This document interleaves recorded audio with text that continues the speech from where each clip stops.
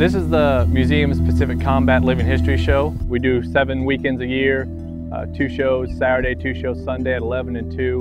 And really what you're going to see here is history brought to life. We'll talk about the equipment used by the Japanese and the Americans.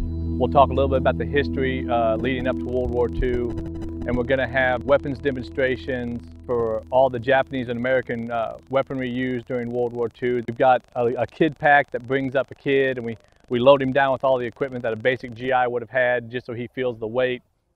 And then the last 10 minutes of the show, we're going to have a live battle reenactment, which is going to have the Marines storming the beach, the Japanese defending it, and the Marines, of course, eventually push the Japanese back and take the island.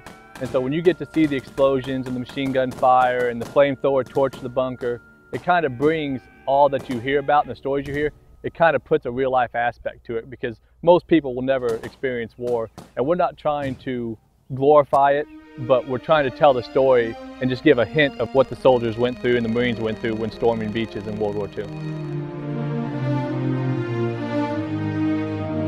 It was amazing. So worth bringing the kids to. It was a really good time. It was great. It was great. 20-year Marine.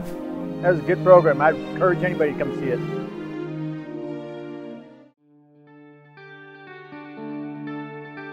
We've just started the groundbreaking on our renovations of the Pacific Combat Zone. It's going to be a 3-stage, $8 million project. We're going to bring the PT and the TBM exhibits up to the standards of the Bush Gallery. There's going to be updated bathrooms, a ticket and retail center here. We're going to expand the battlefield. There's going to be new, more comfortable seating to include a better show for the visitors. We're going to have a vehicle building to store all of our vehicles and get them out of the Texas weather. We've started construction on phase 1, and that'll be about a 2.5-year project.